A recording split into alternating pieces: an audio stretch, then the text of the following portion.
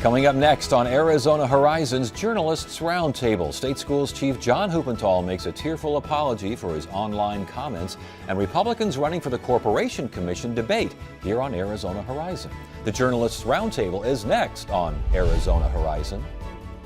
Arizona Horizon is made possible by contributions from the Friends of Eight, members of your Arizona PBS station. Thank you.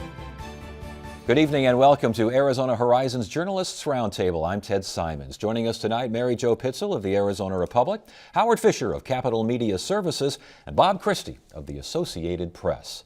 Arizona Schools Chief John Huppenthal offers a tearful apology for posting controversial and, at the time, anonymous online posts. Mary Jo, this was a hastily called press conference, wasn't it?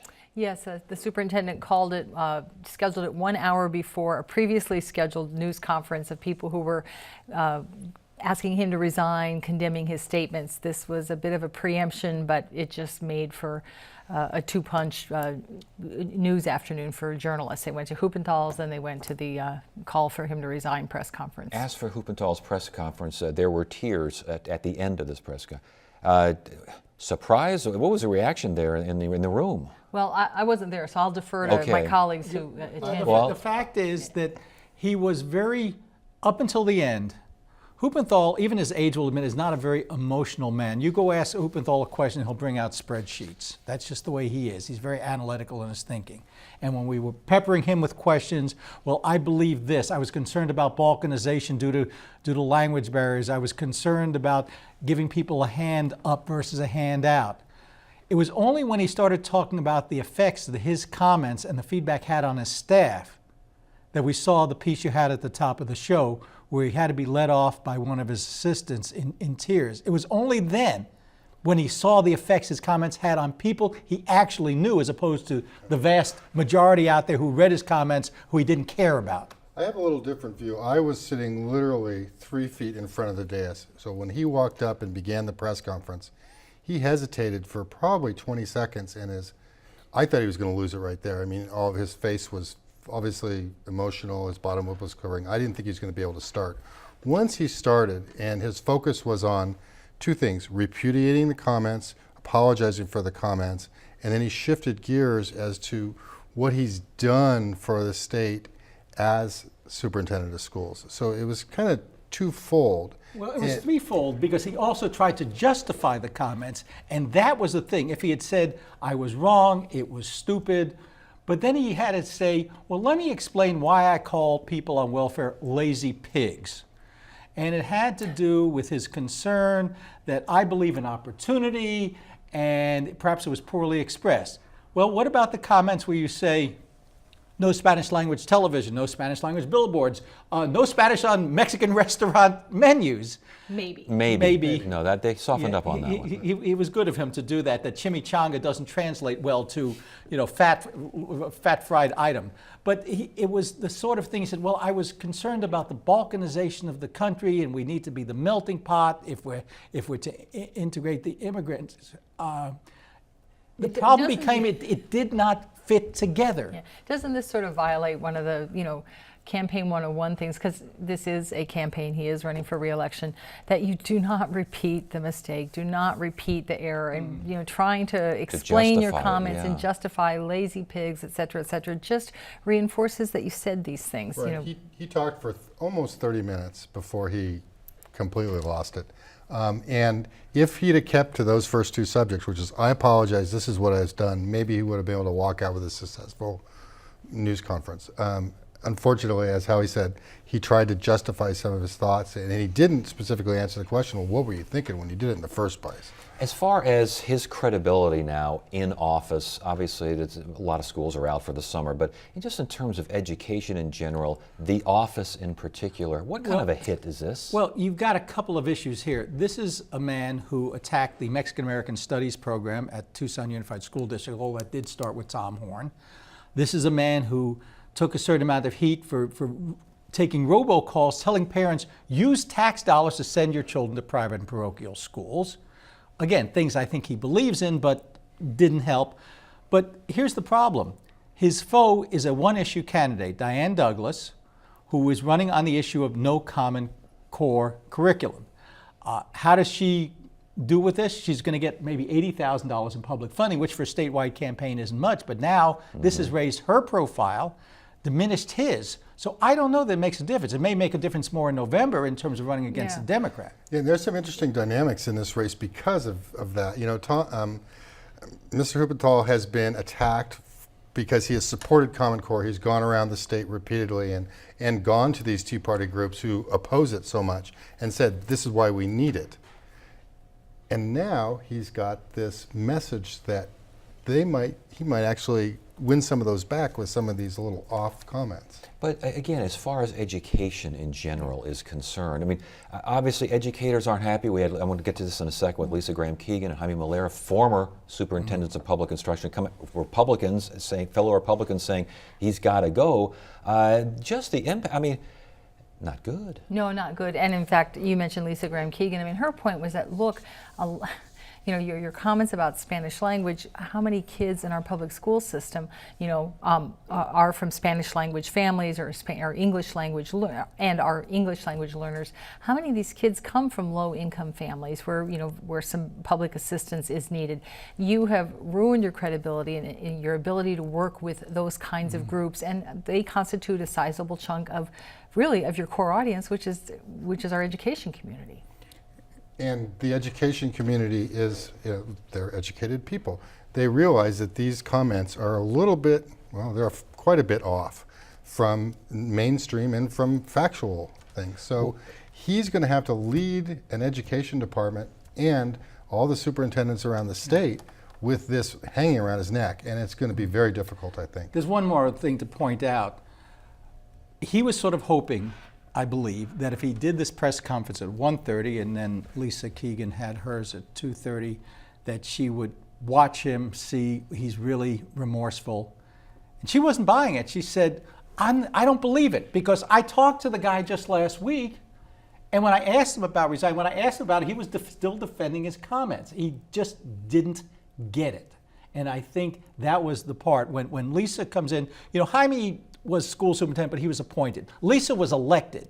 She has a base. She's political independent now, but she's got Republican roots. And when she says, I'm not buying what he's saying, that's a problem. And again, she did say that he was adamant that the post, there was nothing really wrong with the posts originally. She comes back and says, and she's friends with him. She knows the guy. Yeah. She obviously has had a relationship with him in terms of education and such. She said it made her question her own judgment when she found out this story. Well, there were a lot of things. You know, we've all been in situations where we've had a friend, perhaps even somebody we've had a relationship with, and all of a sudden you learn something about them and you say, how could I have missed that? And with John Huppenthal, again, he's a very logical man. He was in the legislature for something like 18 years because he went back and forth between the House and Senate to get around the term limits. And he can intellectually work things through, and he can tell you why the funding is going here and how to put more funding there. And he's done things to get a better computer system so that school districts aren't spending a lot of their money dealing with record keeping. So on an intellectual level, you can say the guy's doing fine. But when you find out not only he has these views, but he didn't even have the chutzpah to post them under his own name, then you've got to wonder. And I asked him that specifically. I said, you know, how do you expect voters to be able to put these two things together? You have this reputation as an intellectual, as a strong thinker, as a very intense intellectual, and then this comes out. How are voters supposed to jive? Yeah, I think there's another, you know, consequence electorally to this as well.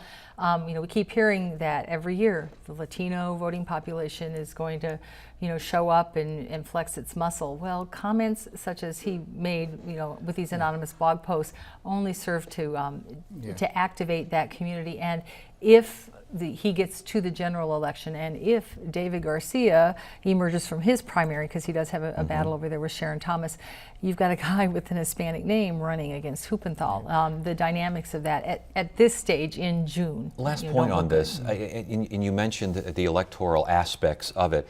We had Lisa Graham Keegan, independent, but mostly known as a Republican, Jaime Molera, Republican. We're not seeing a heck of a lot of other Republicans coming out and saying things, and I wonder if it's because if you're a Republican, you've either got Diane Douglas, who is so adamantly against Common Core and is probably further to the right than John Huppenthal, or you've now got this injured candidate. What's a Republican to do? Well, Howard? and that's the problem. I mean, first of all, let's start off. and you'll understand where I'm coming from. The happiest politician in the state this past week is Tom Horn. We've just seen this problem with Tom Horn about what are the Republicans doing? You've got the guy who keeps getting wounded by things. Well, what do we do? Who do we endorse? Maybe we just sit back. Now they're in the same situation here. And as you point out, where do you go? If you're the Phoenix Chamber of Commerce, if you're the Arizona Chamber, who want Common Core, who want many of the things that Hupenthal's want, that Jan Brewer's want in terms of Medicaid expansion, where do you go? Or you just sit it out? And I asked Lisa Graham Keegan this very question. I said, well, if he resigns or if he's so damaged that he loses, and Diane Douglas, who is farther to the right, who doesn't want Common Core, wins, what happens? Aren't you hurting yourself as a Republican or as an independent who supports Republican? She said it'll go Democratic. The Democrat will win. And the fact, Interesting. but here's the other thing. When it comes down to school superintendent, I'm not sure that politics matters that much. It's largely an administrative post. Remember, we have 200 school districts, locally elected school districts. They make certain decisions. We have a state board of education that makes policy decisions. The superintendent is more bully pulpit and a leader, and that's part of what makes his But comments I'll so tell you hard. that if a Democrat were to win, you're not going to have a Democratic superintendent making robocalls saying, "Hey, apply for these, Well, vouchers," And where you threatening can. to sue the Tucson School District. I mean, for the last, Tom Horn was superintendent for 8 years, and now we've had John Hupenthal for 2 years or for 4 years. And this is a politicized office right now. Yeah, I was going to say it may not be intended to be a politicized office, right. but there's a reason he's in there, and the people he ran against aren't, and some Yes. of those were educators. Okay, let's move on here. Andrew Thomas qualifies for clean election money, and Al Melvin, how he drops out of the race. I want you to know there were cries of despair from newsrooms across the state for any people who watched him on his performance on CNN, on Senate Bill 1062. Al Melvin. Yes, the issue of the religious discrimination. Al, you know where Al stands. He's very clear. What he wants, no Common Core, subject we were just talking about, $8,000 vouchers to send kids to private and parochial schools, slap around Barack Obama. I honestly thought he would get the $4,500 $5 donations because he has a core base of support in Saddlebrook, which is a community just north of Tucson, largest GOP organization in the state. But what he found out, and what obviously I'm learning, is it's one thing to ask for signatures. He had no problem getting signatures. You ask somebody for $5, and as he put it, it's like you're asking for $500 or $5,000. All of a sudden, they say, I don't want to. Many candidates say that about collecting the $5, especially on a statewide basis. And it does show that, if you run with clean elections, it's not necessarily just a walk in the park to get the money. It's a lot of work, and Al Melvin's now one of the casualties. And that brings the GOP field down to 6 candidates. And he had a long time, too. I mean, he announced a year ago. Yes. And so he's been out collecting fives for a year. But has he been out collecting? Because there was some concern. His campaign manager even said he didn't resign to run.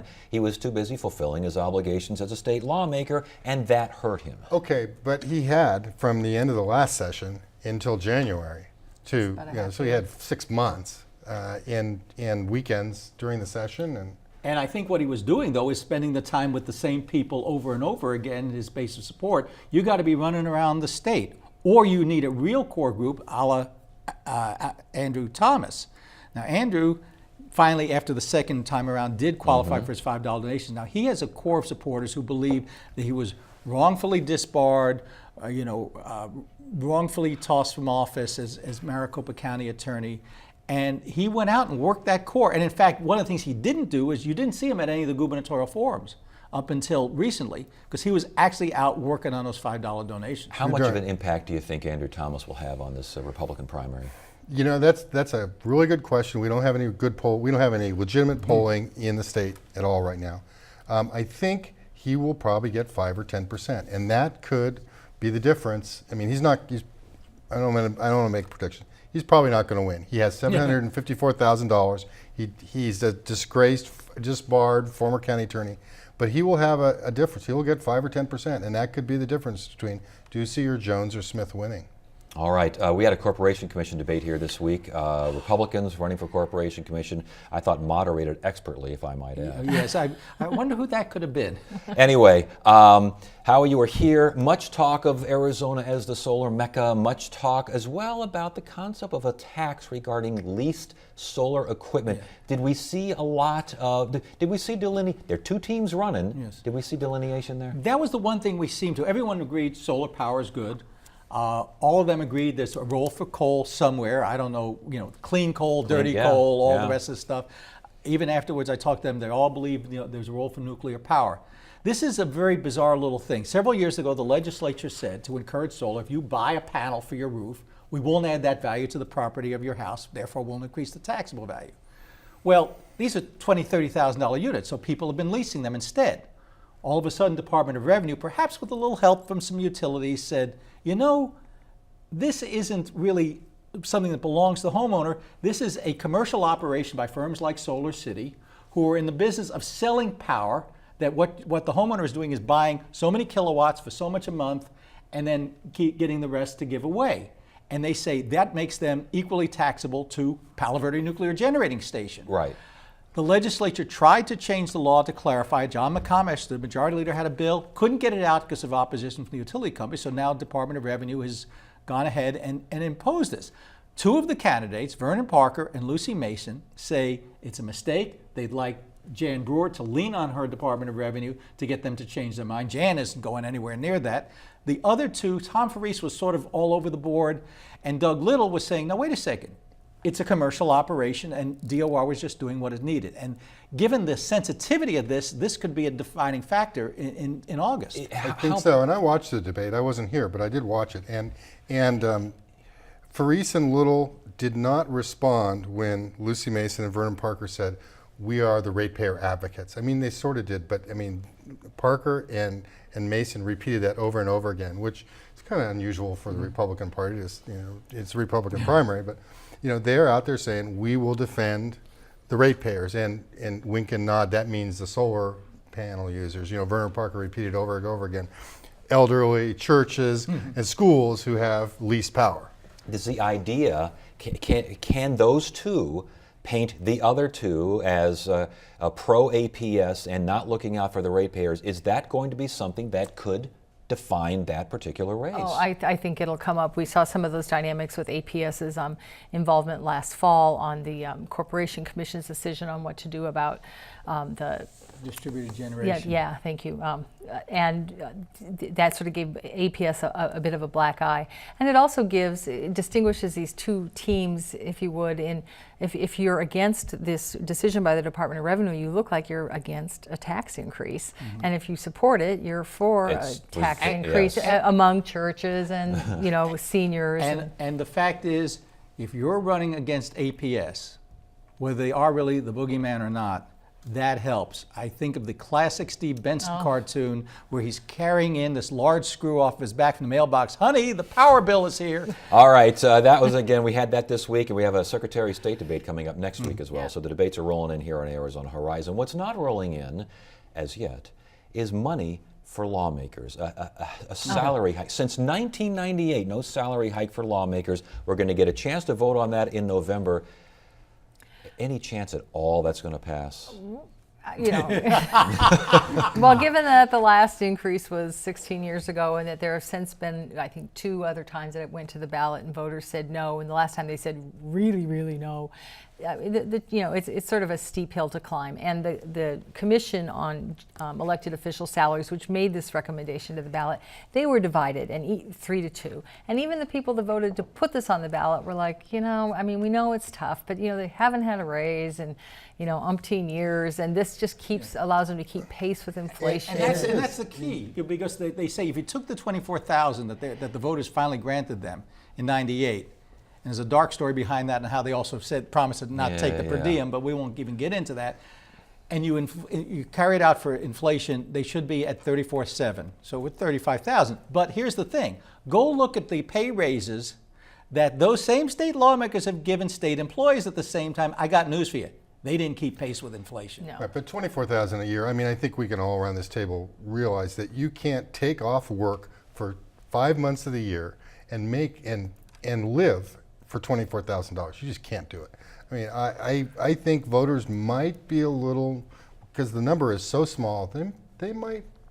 But do you But the thing is that nobody is really taking off work for 5 months and living on that salary. I mean, maybe one or two, which is why we get the complexion we have of the legislature, where you have a lot of retirees, you have a lot of people who are perhaps self-employed, or they have they're overseeing an operation, they can hand it off to others, or they might have a very generous employer who will just cut them loose for this, or that small group from whom maybe $24,000 a year is a pay increase. And the idea, again, people will say every time this is brought, it's supposed to be a part-time job. Even if you have to drive in from Window Rock, it's supposed to be a part-time job. It's supposed to be a part-time job. That's one of the issues. It has been, some years it is. Some years we got out of here in the 100 days. Of course, there are special meetings, there are other things. They do get allowance the days they come in.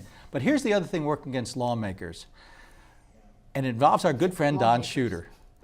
When the question came up, they have been trying for years to ban lawmakers from taking sporting events and concert tickets from lobbyists. And Don Shooter said, when you give me a raise, I'll stop taking the free tickets. I'm sorry, that doesn't help. Basically, it becomes extortion. Well, that doesn't help. And for many, the idea of worrying about the federal government coming in as jackbooted thugs or whatever kind of rhetoric you want to use, and things like, oh, I don't know, chemtrails, these sorts of debates. People look at these kinds of things and say, do we really want to give them more money? Speaking of chemtrails. Speaking of chemtrails. What in the world was that all? What was going on up there? Well, Senator Kelly Ward from Lake Havasu City represents a Western Arizona district, and a lot of her constituents had lots of questions about what they believe are poisonous chemicals that are released from overflying aircraft.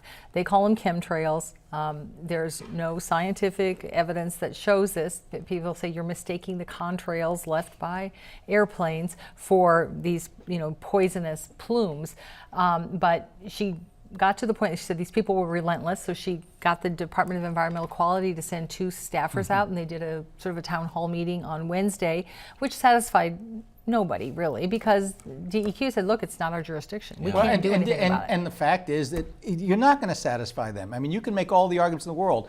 Did you see that these trails are coming off the tips of the plane, not out of the engines? Well, that didn't help.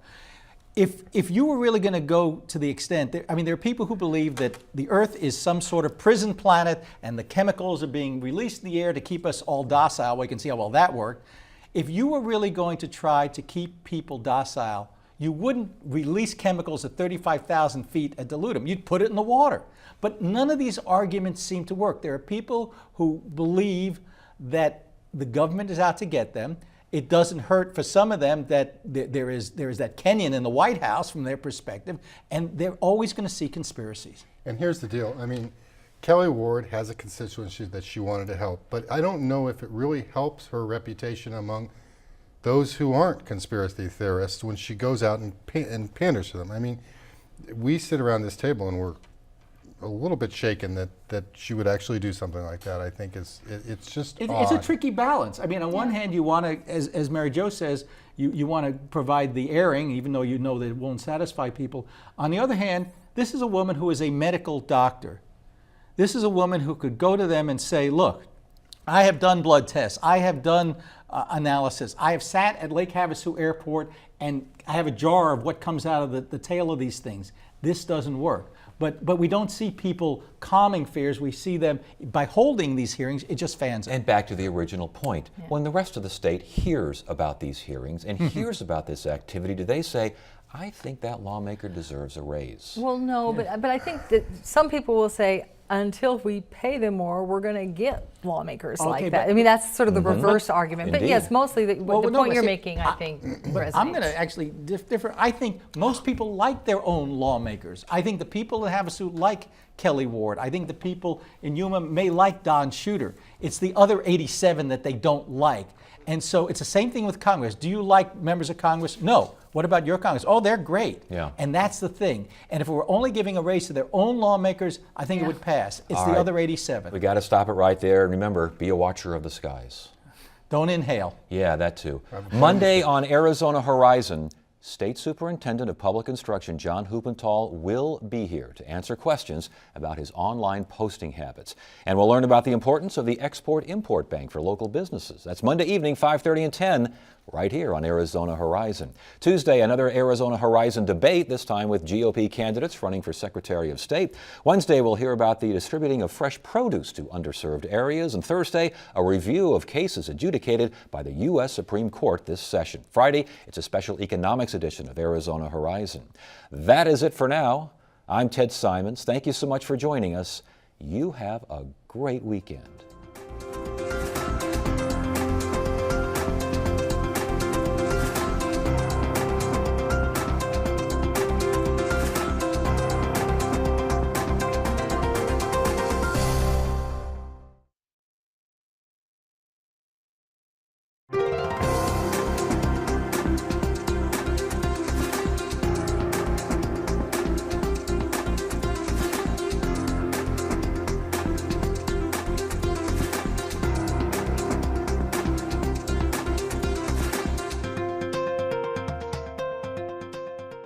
Arizona Horizon is made possible by contributions from the Friends of 8, members of your Arizona PBS station. Thank you.